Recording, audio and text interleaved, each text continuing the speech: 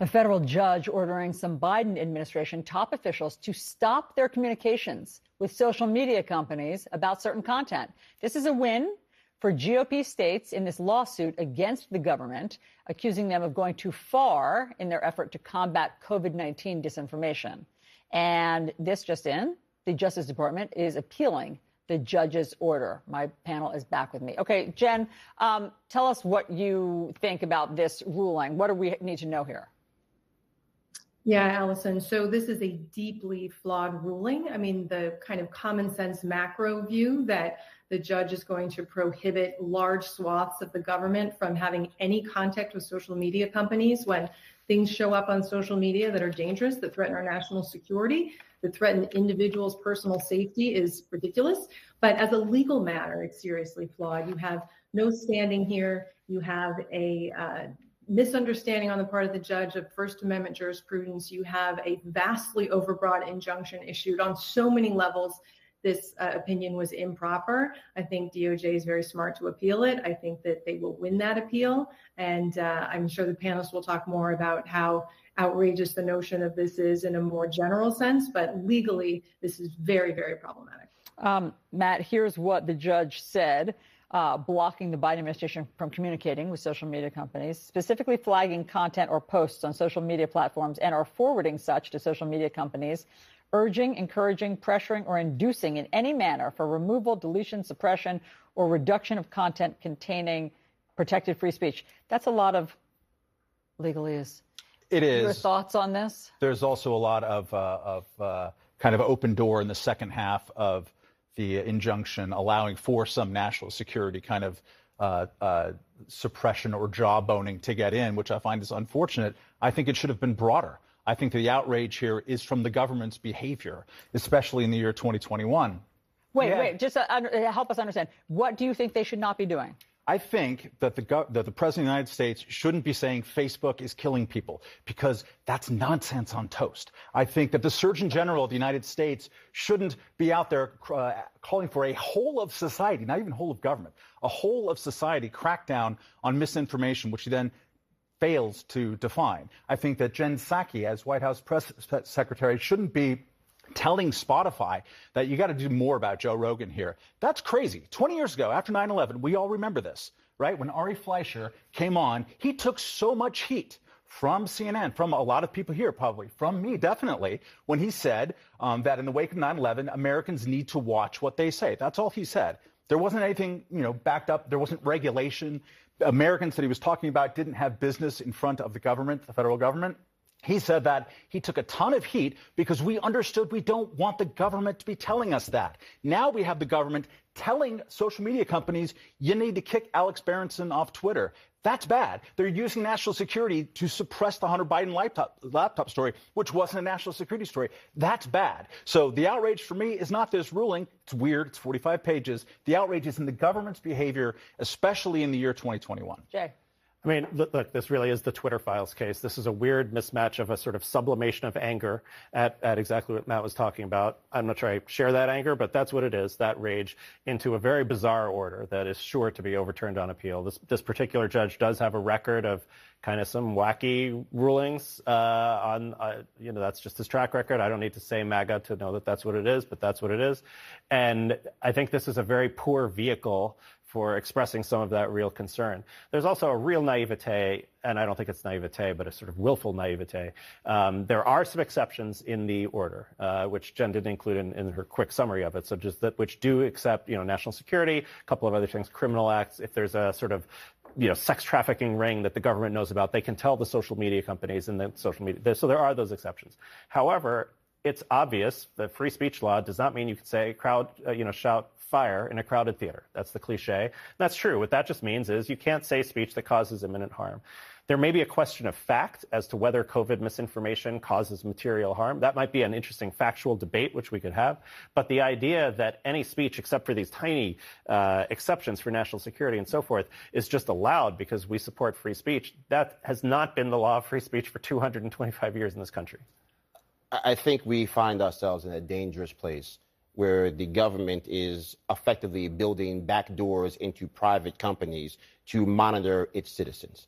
I think we can have an intelligent conversation about where does misinformation begin, what qualifies as actually being a danger to society. But we have many, many instances now that have been put before us that show that these were not imminent threats, that these were just people who were saying things that people at the White House disagreed with, and all of a sudden the call would go out, the email would get sent. So yes, I would agree with you that this is probably, again, a ruling that will be overturned. This is probably, again, a poor vehicle to have that outrage sent there. But if we go all the way back to the Patriot Act, what happened with metadata, and we know all the things that were dangerous about that, I don't think this is... If there was better regulation of these social media giants who have so much control... You mean their own so regulation? much impact. If there was actual... Yes. Instead, we have this like vacuum. No, I'm not arguing with you. We have a legal category of journalists for more speech regulation. It's just bizarre to me. Well, but it's not where we were trying to regulation. This is megaphone regulation. I understand what this you're is all like saying. Whether it's hate speech or hold on, I whether have to get John in, because also misinformation is dangerous. We do know that. Misinformation, disinformation, and it is very hard to police, John, as you're about to show us, because in the reality check, you have this particularly acute example of how hard it is to tell what is disinformation online. And misinformation. And I appreciate Matt's point about the consistent libertarianism I always appreciate on a panel. But this is a really interesting story about the difficulty and importance of dealing with some of this. So let's take a look at this. Look, if you believe, like I do, that hyperpartisan polarization is one of the biggest challenges America faces, then you probably know that there's an outrage industrial complex proliferating online. It's this feedback loop between the extremes, and it's used as an excuse to increase distrust and division. The thing is, though, a lot of it is fake, all ginned up. And it was brought home by a Washington Post story reported by Drew Harwell about a prominent social media account that purported to be a self-styled Democratic activist. Under the name Erica Marsh, the account went viral by carving out extreme positions on the issues of the day.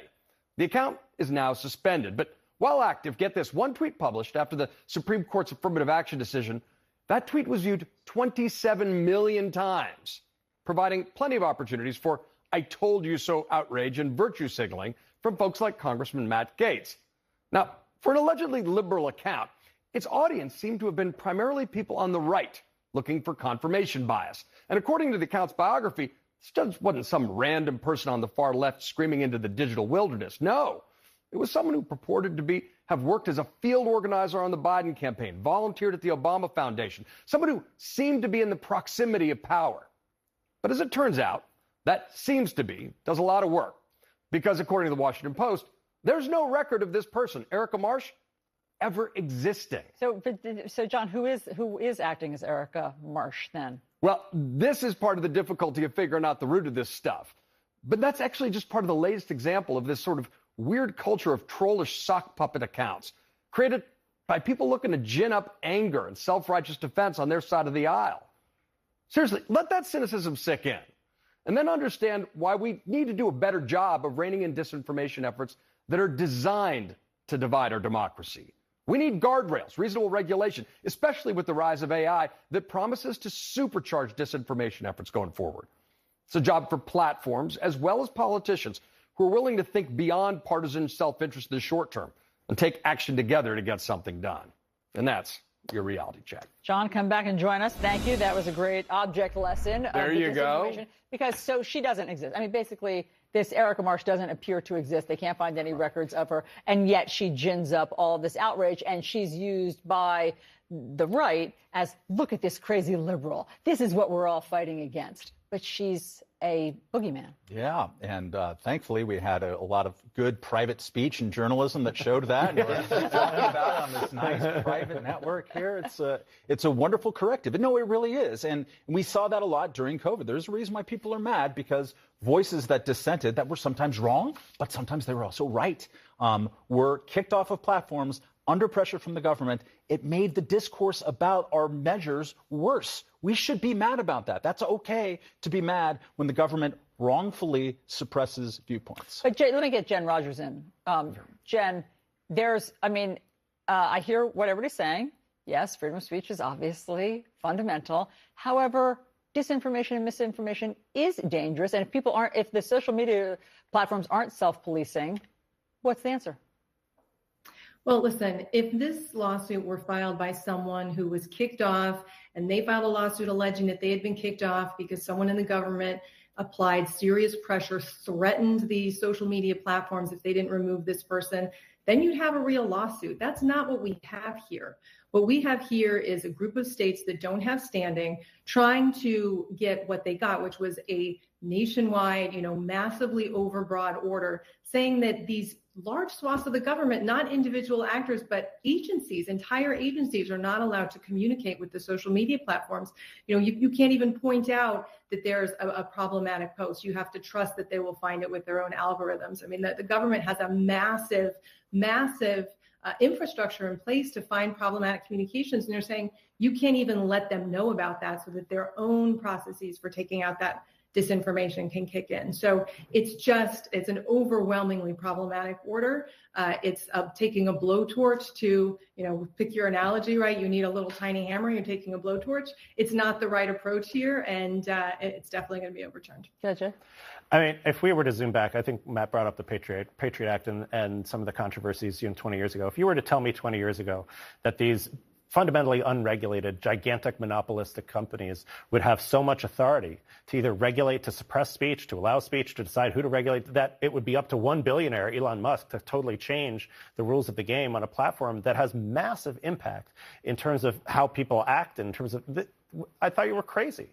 I mean, we're living in this bizarre digital gilded age where, because of the failures of government to do what they're supposed to do, which is to have standards that we can argue about, that we could have a libertarian and a non-libertarian argue about in an actual democracy, we would actually debate some laws and we would figure out what the standards are going to be. Instead, there's been this complete abdication of responsibility, and it's the Wild West. And so there are these back channel connections between the governments and these companies, which is, I agree, completely outrageous. But no one's talking. Like, I hear you, right? But it's not like Joe Biden's getting on TV and saying we must either hold these tech companies to the actual letter of the law when it comes to Section 230, or we must actually get rid of those protections. No one's really having those real conversations. I hear you shaking your head, but I am because this has been a conversation, both President Biden and people in Congress. This has been a bipartisan priority. Part of the frustration is, if it was a bipartisan priority, it would have happened. No, Joe. Welcome to Congress. Right, no, this is the problem. This is the problem. Both parties there is Section 230, but in completely different Exactly ways. Right. But there is room for actually establishing some reasonable regulations, some basic guardrails. It's something that should be able to get done, and it needs to get done. So it's not at the discretion of whoever's run the federal government at any given time. We got to put partisan considerations outside and think about what's best for a democracy. That's why we need rules of the road. That's what you're saying, but that's not what's happening down in D.C. That's all I'm saying. Yep. Right? I think there's a broad coalition of people that goes beyond, Republican or Democrat, who want to see something get done. But even in the legislation around TikTok, we sounded that was even an abomination. I mean, it was an abomination that made, the Patriot Act look like it was something you would actually want to have in your life. So all right. It's really a problem. I think we just need to get to the real issue here, because what you're talking about is great, but no one in D.C. is actually having that conversation. Let's leave it there. I often give Joe the last word, as you know. I'm just going to let you do that. I know you are. Thank you. I appreciate that. Up next, Ukrainian President Zelensky in a CNN exclusive interview warning that Russia may be planning an attack on the Zaporizhzhia nuclear power plant in Ukraine, Europe's largest nuclear facility. We have more next.